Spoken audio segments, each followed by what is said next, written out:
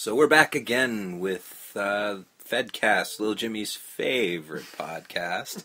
Yes, I'm going to keep saying that. Yes, you are. Coming to you from parts unknown, I am one of your hosts, Steve, and with me, of course, is... Justin, you were going to say only host, weren't you? I was not. You bastard. Oh, fine, be that way. We're fighting already. I hate it when we fight, man. Yeah. So, show number 3, man. We made it to the third one. We're here. Apparently, according to the internet, though, if you make it to 10 episodes, then you're a real podcast. So we don't exist yet, so... Oh, I don't exist? No. Oh, man, you just blew my mind. I know. I've been walking through shit all day. It's been creepy as fuck.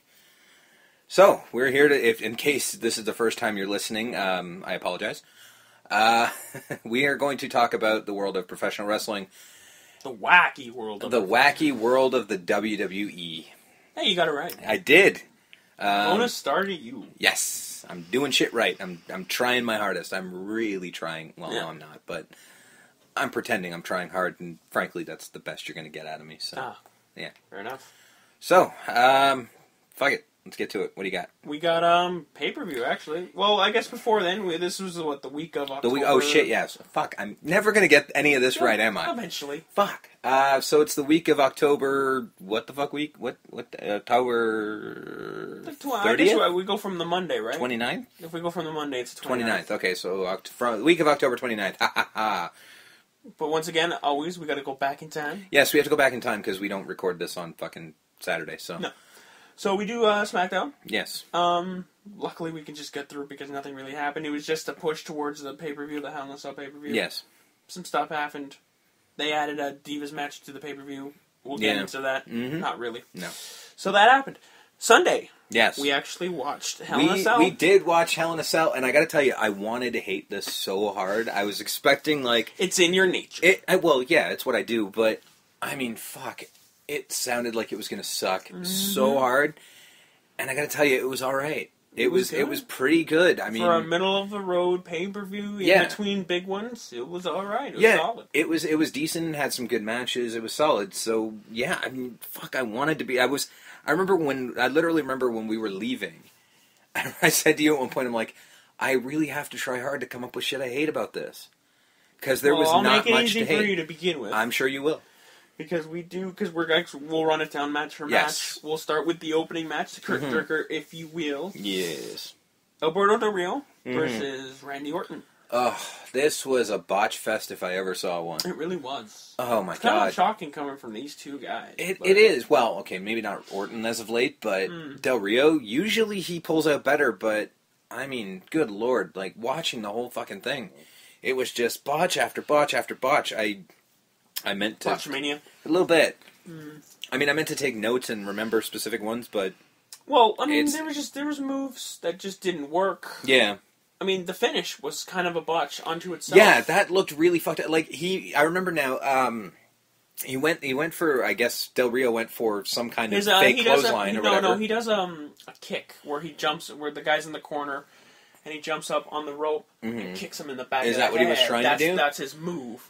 Because I guess one of his signature moves, if you will. Yeah, so literally, he jumps off, and then Orton might have been asleep, because he went to, I guess the finish was obviously that he was going to catch him with the RKO.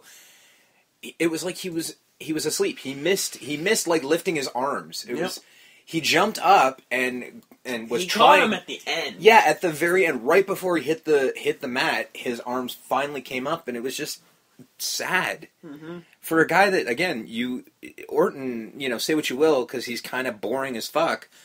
He still usually can nail his moves, and this one was just I'm telling you, man, bad. I'm starting to see that he just doesn't care anymore. He's starting to not care. Yeah, no, I mean, I said that, I think, 2 or 3 times during the match. It's just he does not give a shit, and it's kind of like, well, what are you doing there, then? It's kind of showing on the product now. Yeah, and it was just, it was hard to watch. So that was, funny enough, looking at the thing back again on the paper, that was probably the only bad match of the night. Well, I didn't see the Diva match, so I couldn't. Oh no, well, I don't count that one. That's what I call. The funny thing is, I didn't even write it on my paper. Yeah, well, see, that's the thing. That's what I always call the cigarette match. Yeah, it happened. Yeah. There was, but yeah. I always take a smoke break when that happens, so I don't care. It was a happening, if Yeah. you will. I mean, it existed. That's about as much as I know about it. So but we'll go into the next match. Yeah. Which was the tag title match. Yes. Which was Team Hell No. Yes. Versus Team Rhodes Scholars. Which ended in a DQ finish. Yes. Which was weird. It's a way to retain. Yes. The DQ finish is always a classic way of retaining titles without losing heat. Well, that's the thing. It was a decent match. I mean, nothing really spectacular happened. Now, having not really seen much of wrestling in the last year, I didn't realize that like when the fight between God, I gotta stop saying sorry. Was it Kane and Daniel Bryan? They fight all the time.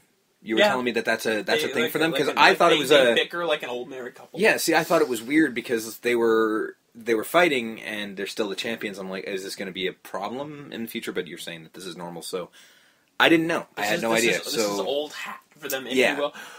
I mean, it's an old. Yeah. The whole thing where it's like, I am the tag team champions. No, I am the tag team champions. So it's just, okay. Now I understand it. It took me a while.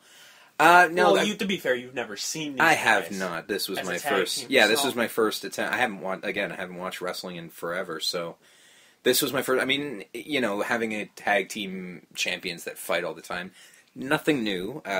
Good to see that the WWE is not changing their. No, it's not. Well, what was the last tag team you saw that bickered like this? Well, it's hard. It's hard for me to say. I haven't watched. In the last little while. No, but even in your history, going in the Rolodex, that I can remember, it has been a long time where it wasn't just a team fighting and then on their way to breaking up. Yeah. Right, as they were just. I mean, off the top exactly. of my head. Like you can. In all fairness, I'm exhausted right now, so it's hard for me to think properly, but I cannot think right now in recent memory of a team that just fought all the time. Like, I get the whole when they're near leading the up the end. Yeah, I mean that always happens. But every team went through that. The gimmick that they fight. That's a pretty good gimmick. I mean, I know they've done it before. Just again, exhausted, can't think of who it is. But even if it was a while, that's still. It's a good. It's a decent. They look good together. They're not bad. And it was a solid match. Yeah. It was a solid match. Like I said, nothing spectacular happened, but it wasn't the botch fest that was the first match. It was entertaining. It was solid tag team action. Yeah. And it was one of 2 tag team matches on the card? Mm-hmm. So the tag team division 2 or is 3? 2. I thought there was 3. No, there was 2. Okay. Yeah, but once again, the tag division's getting... Yeah, they're getting a push, which has been my thing forever. I think a lot of people's. Who doesn't like an amazing tag team match, honestly? Exactly. So we go to the third match, which is Kofi Kingston versus The Miz. The Miz had his pay-per-view entrance with the huge, awesome balloon. He did, which was really cool to see. And yeah, I like that. I'd like The Miz. He's pretty entertaining. And according to Kofi Kingston's new T-shirt, he can fly. Apparently, the Jamaicans getting high, as Taz once said, which was one of the best things to ever happen. Once again, solid. Yeah, great match. Might have been the best match of the night. It was. At least in ring work. Oh God, it was impressive as all hell. Kofi does his jumping very well. Yes. Because you know what, he can fly. He can fly. I think he does it properly, though. He doesn't do it like a John Morrison. No. It's a gimmick. Yeah, it was not. Yeah, it's what he does. Like it's his moveset. It's like he's like Jeff Hardy, or well, not quite. I was going to say Morrison. Wow, that you took that away from me. Morrison does that, but he's Morrison, not. Morrison did it, but he did it in a gimmicky kind of way. Yeah, where his parkour became part of the gimmick. Yeah, it looked forced from him. Yeah. Like it's not his style. He had to do something flippy during the match because that's his gimmick. Yeah, it's sort of. Well, I mean, when he was a heel, he never did any of that, and it was almost like, well, I'm face now, so I have to do all the jumpy stuff that people like because Jeff Hardy's really popular right now. Maybe I should do that too. Yeah, it was forced and it was kind of crappy. So yeah, no, Kofi Kingston, watching him is just impressive because I like that kind of stuff again. I mean, they did that spot where he threw him towards the stairs and he jumped over. Yeah, and he jumped over. Yeah, and then he on the return, the Miz caught him with the knee. See, we debated on that because I didn't really like the way he jumped over those stairs. I really didn't. I thought it looked kind of weird. It didn't look. natural. It's the one way. Yeah, it's the only way to avoid the stairs. Though. Yeah, I know. I know, and we had this argument that night too. Is that I know there was no real other way to do it. I just didn't like the look of it. I thought it looked really fake. Yeah, which is good because you're reminding me of these things that I can't remember. But at least they made up for it when he did the return move on the way back. Yeah, no, that was a great recovery. I just didn't like the way he jumped over the stairs. But no, you were right. There is no other way to do it. I just didn't like it. Also, I really am enjoying the Trouble in Paradise finishing move.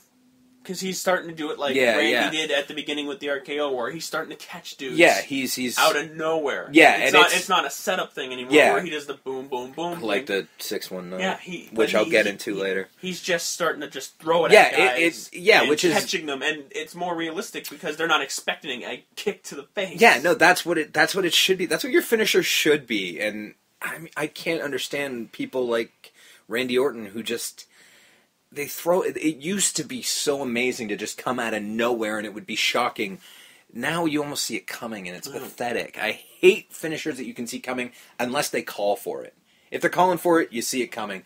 If you're not calling for it and you can still see it coming, it's ridiculous. But speaking of impressive finishing moves, that brings us to our next match, which is Antonio Cesaro, the United States champion, defending successfully against Justin Gabriel. Yeah. This was your first time seeing Antonio Cesaro in that light. Yeah. You have seen Claudio Castagnoli live before. Yes, I have. But this is him in his WWE format. This was surprisingly good. I mean, I had no idea what it was going to be. This was the first match to be added that night. Yeah. And at first I was like, eh. There was a background because on the Raw previous, Justin Gabriel beat Antonio Cesaro in a singles match. Okay. And that's old school way. Right. Being the champ and the non-title, you get a title shot. Yeah. That's how that works. No, again, I was surprised by them. I thought they both did an amazing job. And Cesaro throws that uppercut. Yeah. I mean, he's doing it only with, like, Tyson Kidd and Justin Gabriel. Who else is he really going to do it to? But he just throws him up in the air and he just throws it was... He hits him, and then that neutralizer... This is where I'm getting the impressive finisher. Yeah. That neutralizer. Yeah. Now, I guess it wasn't as impressive because he deadlifted Justin Gabriel. Yes. But Justin Gabriel's not a big deal. But I explained to you that he did that to Brodus Clay. See, that blew my hair back, because that was impressive as shit, but... I still think it's impressive when you deadlift somebody like that. Yeah, that's still something. I'm sorry, it really is. They actually, I can't remember what announcer this week said it was like a Gotch maneuver, a Carl Gotch like. Okay, okay. Now I understand what you mean. Yeah. No, yeah, a little bit. Yeah, he's kind of an old school it does. kind of looking guy. He does have an old school feel to him, and I think it's. Yeah, that's actually that's the perfect. Damn it. He's an old school type guy. Yeah, very. I look forward to playing him in January in WWE 13. Second tag team match of the night. Yes. This was the Primetime Players versus Sin Cara and Rey Mysterio. This was actually my favorite match of the night. Was it? It absolutely was. I'd never seen... Who are the other guys again? Primetime Players. Primetime Players, yeah. Millions of dollars. These guys are fucking talented. Like, holy shit. The moves that Titus was pulling, throwing him around. Yeah, he threw him around like a fucking ragdoll. I will get into it because they did do a match on Main Event. Did they? Mm-hmm. Nice.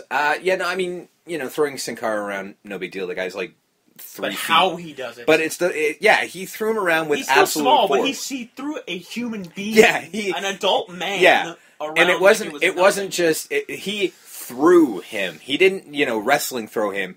Picked him up and threw him across the ring at one point. Yeah. And then, of course, our favorite spot, the whole smack speak English. And he's having Sin Cara in the corner, smacking him across the face, yelling at him to speak English. I've never laughed so hard than in that point. I couldn't believe they were doing that. And he knew he was going to be on TV saying that.